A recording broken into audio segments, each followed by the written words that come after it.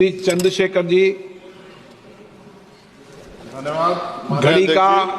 घड़ी का और समय का ध्यान रखो।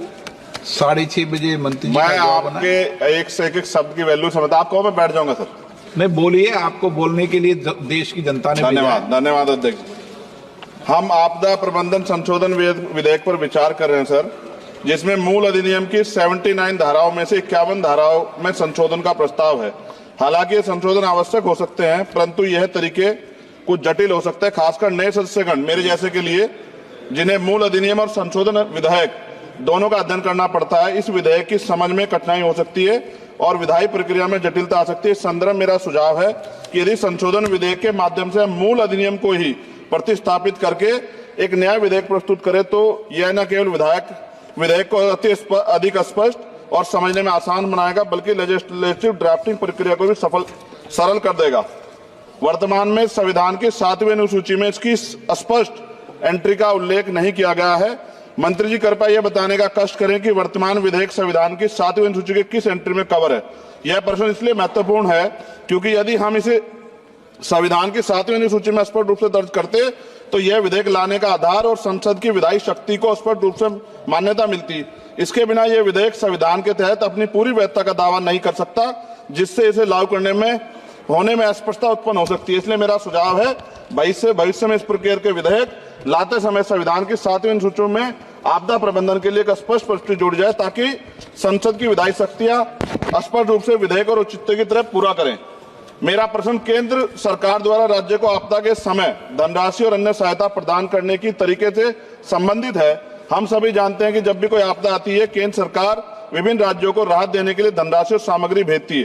हालांकि यह देखा गया कभी कभी सरकारें अपनी पार्टी शासित राज्यों में को प्राथमिकता दे, जबकि विपक्षी दल द्वारा शासित राज्यों को धनराशि कम, विलंब और भेदभाव पूर्ण तरीके से दी जाती है। इस भेदभाव का राजनीतिक विवाद और आरोप प्रत्यारोप उत्पन्न होते हैं। विशेषकर जब आपदा की स्थिति गंभीर होती है तो यह भेदभाव और देरी राज्यों के लिए अधिक संकटपूर्ण हो सकता है। इसलिए मेरा सुझाव है इस विधेयक में एक स्पष्ट प्रावधान होना चाहिए, जिसमें यह सुनिश्चित किया जाए कि सभी राज्यों को आपदा के सहायता समान रूप से समान मानकों के आधार पर दी जाएगी।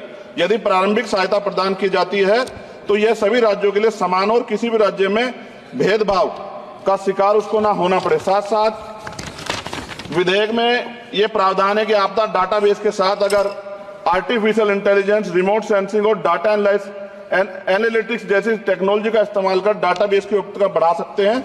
इस प्रावधान भी विधेयक के हों। एनडीएमए में जो आपने स्पेशली स्टाफ रखेंगे, क्या नियुक्ति में SC, ST और OBC को आरक्षण का प्रावधान दिया जाएगा? क्या ये बल सिर्फ मैन पावर होंगे या आवश्यक राहत सामग्री उपकरणों से भी लैस होंगे? इन बलों को वित्तीय संसाधन भी देने होंगे जिससे प्रभावी ढंग से कार्य कर सकें।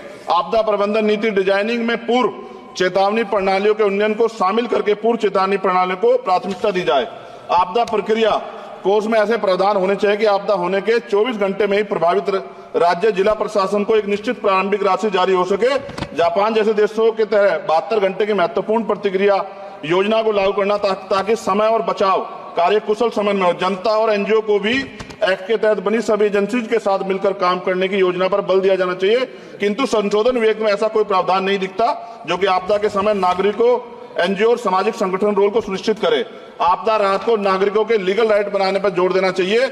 और अध्यक्ष जी, सबसे महत्वपूर्ण ये है, आपदाओं में अपने परिजनों और संपत्ति को खोने वाले व्यक्तियों के मानसिक स्वास्थ्य को सहायता प्रदान करने के लिए मनोवैज्ञानिक पुनर्वास कार्यक्रम को आपदा प्रबंधन नीतियों में एकीकृत करने की आवश्यकता है।